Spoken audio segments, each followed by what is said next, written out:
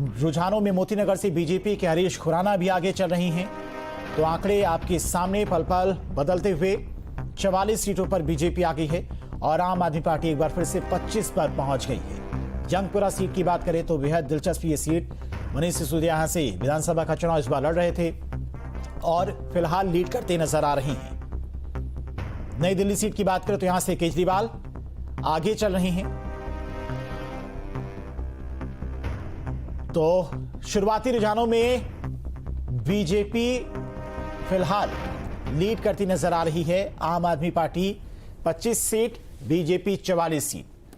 बहुमत के आंकड़े से बीजेपी काफी आगे है, लेकिन ये सिर्फ अभी शुरुआती रुझान है।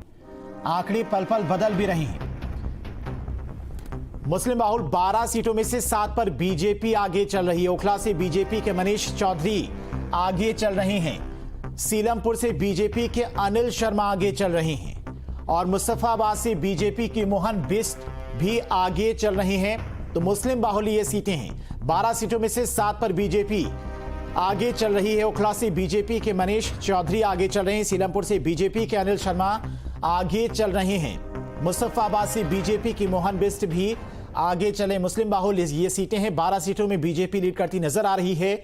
माना जा रहा था कि इन सीटों पर आम आदमी पार्टी की अच्छी खासी पकड़ है, लेकिन फिलहाल बीजेपी के प्रत्याशी लीड करते नजर आ रहे हैं। मुस्तफाबाद से बीजेपी की मोहन बिष्ट आगे चल रहे हैं। मुस्लिम बाहुल 12 सीटों में से 7 पर बीजेपी आगे है और ये मुस्लिम बाहुल सीटें आम आदमी पार्टी के लिए काफी सेफ सीटें मानी जाती हैं। इन सीटों पर बीजेपी लीड करती नजर आ रही है। मुस्तफाबाद से बीजेपी के मोहन बिष्ट आगे हैं। तो रुझान पल पल बदलते नजर आ रहे हैं। 45 और 24 बीजेपी, आम आदमी पार्टी। बड़बड़गंज से बीजेपी के रविंद्र सिंह नेगी आगे चल रहे हैं। मुस्तफाबाद से बीजेपी के मोहन बिष्ट आगे चल रहे हैं। मुस्लिम बाहुल 12 सीटों में से 7 पर बीजेपी आगे चल रही है।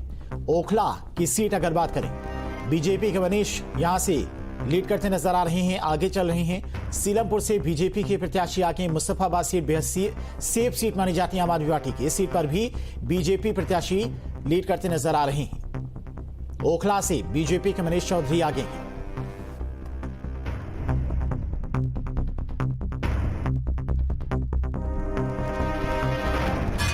सह प्रायोजक देव दर्शन धूप सुबह